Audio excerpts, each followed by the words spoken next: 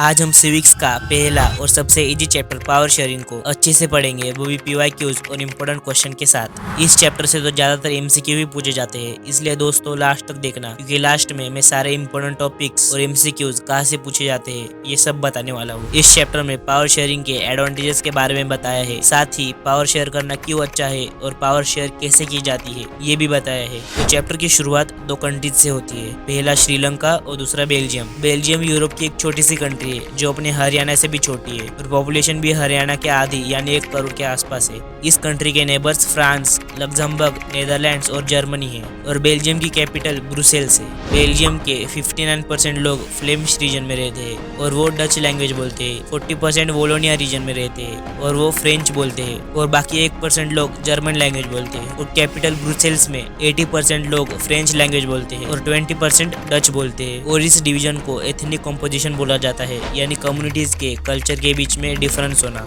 और इस डिवीजन में दो ही प्रॉब्लम्स थे, एक कि फ्रेंच कम्युनिटी ज्यादा रिच और पावरफुल थी और डच स्पीकर्स को एजुकेशन और डेवलपमेंट का बेनिफिट काफी लेट मिला, जिसके वजह से 1950s एंड 1960s के बीच में कम्युनिटीज में टेंशन बढ़ने लगे। और इस टेंशन को वायलेंट होने के पहले बेल्जियम के लीडर्स ने इन डिफरेंसेस को अच्छे से समझा और 1970 से 1993 के बीच में अपने कॉन्स्टिट्यूशन को 4 बार बदला, जिसे एकोमोडेशन मॉडल बोलते हैं। फ्रेंच और Dutch speaking ministers equal number में होंगे सेंट्रल गवर्नमेंट में। Central government directly state government को ऑर्डर नहीं दे सकती। कैपिटल ब्रुसेल्स में भी दोनों कम्युनिटीज के इक्वल मिनिस्टर्स होंगे और इन गवर्नमेंट को छोड़ के एक नई गवर्नमेंट होंगी जो है कम्युनिटी गवर्नमेंट। इस गवर्नमेंट को एक लैंग्वेज के लोग इलेक्ट करेंगे और इसे कल्चरल, एजुकेशनल और लैंग्वेज रिलेटेड इश्यूज के लिए पावर होंगी। और इस तरह बेल्जियम की एक हैप्पी एंडिंग होती है और यूरोपियन यूनियन के मीटिंग के लिए कैपिटल ब्रुसेल्स को ही हेडक्वार्टर चूज किया जाता है। और इसके बाद चैप्टर में कहानी शुरू होती है श्रीलंका की। श्रीलंका एक आइलैंड नेशन है और इंडिया का सदर्न नेबर भी। इसकी पॉपुलेशन हरियाणा जितनी ही है, लगभग 2 करोड़ के आसपास।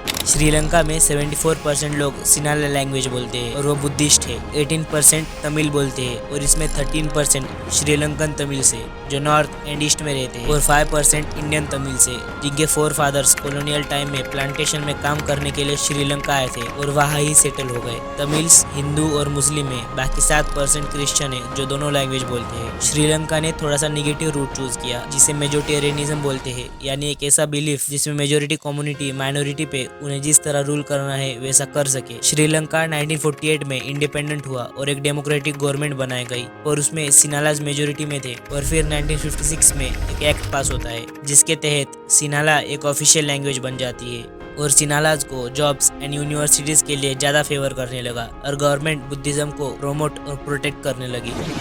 इसके वजह से तमिल्स को अकेला सा फील होने लगा और कंट्री में टेंशन बढ़ने लगे। श्रीलंकन तमिल्स ने अपने पॉलिटिकल पार्टीज भी बनाए और स्ट्रगल्स चालू किए तमिल्स को एक ऑफिशियल लैंग्वेज बनाने के लिए और इक्वल अपॉर्चुनिटीज लेने के लिए और साथ ही रीजनल ऑटोनॉमी मांगने के लिए, यानी ज्यादा पावर्स मांगने के लिए। 1980s में बहुत पॉलिटिकल ऑर्गेनाइजेशंस भी बने एक सेपरेट स्टेट की डिमांड करते हुए। इन सब की वजह से श्रीलंका में एक सिविल वॉर चालू हुआ। सिविल वॉर यानी एक ऐसा वॉर जो कंट्री के अंदर ही हो और ये सिविल वॉर 2009 में खत्म हुआ। बेल्जियम के लीडर्स को समझा कि यूनिटी मेंटेन करने के लिए हर कम्युनिटी के इंटरेस्ट को रिस्पेक्ट देना होगा, जिसके वजह से उनकी एक हैप्पी एंडिंग होती है। और श्रीलंका से हमने ये समझा कि मेजोरिटी कम्युनिटी अगर माइनॉरिटी पे रूल करने की सोची तो ये कंट्री को हार्म कर सकता है। और इसके बाद चैप्टर में why power sharing is desirable ये टॉपिक शुरू होता है। यहाँ डिजायरेबल का मतलब है अच्छा और इसके पीछे 2 रीजन है, एक प्रूडेंशियल और दूसरा मॉरल। प्रूडेंशियल रीजन मतलब एक प्रैक्टिकल रीजन और मॉरल रीजन मतलब सोचा समझा रीजन जिसमें इमोशंस भी मायने रखे। प्रूडेंशियल रीजन ये है कि पावर शेयरिंग कॉन्फ्लिक्ट्स को कम करता है और वायलेंस को अवॉइड करता है और पॉलिटिकल ऑर्डर में स्टेबिलिटी भी मेंटेन करता है। और मॉरल रीजन ये है कि पावर शेयरिंग डेमोक्रेसी की स्पिरिट है और एक डेमोक्रेटिक गवर्नमेंट में पावर लोगों के बीच में बांटा जाता है।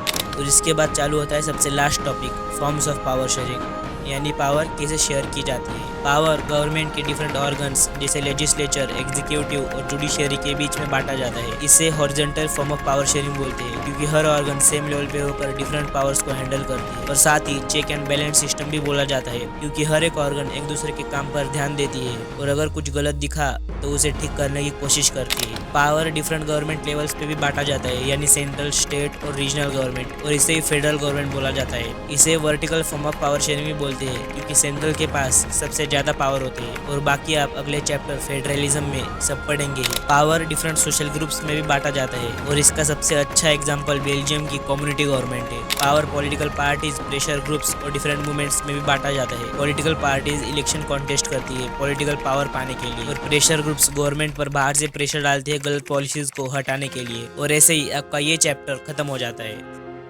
पर अभी जाओ मत, क्योंकि अभी मैं तुम्हें सारे इंपॉर्टेंट टॉपिक्स और एमसीक्यूज कहाँ से पूछे जाते हैं ये सब बताने वाला हूँ। MCQs why power sharing is desirable, ethnic composition और बाकी डेट से आते हैं, और बेल्जियम और श्रीलंका के मैप से भी आते हैं, यानी नॉर्थ में या साउथ में कौन रहता है। फॉर एग्जाम्पल श्रीलंकन तमिल्स कहाँ रहते हैं, इसका आंसर कमेंट्स में बता देना। सबसे ज्यादा एमसीक्यूज तो why power sharing is desirable इस टॉपिक से आते हैं, तो उसे ध्यान से समझ ले। बाकी शॉर्ट और लॉन्ग तो इस चैप्टर से ज्यादा पूछे नहीं जाते, पूछे गए तब अकोमोडेशन और मेजोरिटेरियनिज्म से ही पूछेंगे। लॉन्ग आंसर तो एक ही बनता है, वो लास्ट टॉपिक से, फॉर्म्स ऑफ पावर शेयरिंग। और चैप्टर में जितने भी पिक्चर्स दिए हैं उन्हें ध्यान से देखना, क्योंकि सीबीएसई 2 साल से पिक्चर से बहुत एमसीक्यू पूछ रही है। और अगर आपको कुछ भी डाउट हो तो कमेंट्स में पूछ लो, मैं सबको रिप्लाई दूंगा। और ये भी बता देना कि अगला वीडियो किस टॉपिक पर बनाऊं। और मैंने कमेंट्स में मेरे खुद के हैंड रिटन नोट्स और पिछले 10 साल के PYQs भी अटैच कर दिए, तो उनकी भी जरूर प्रैक्टिस कर लेना।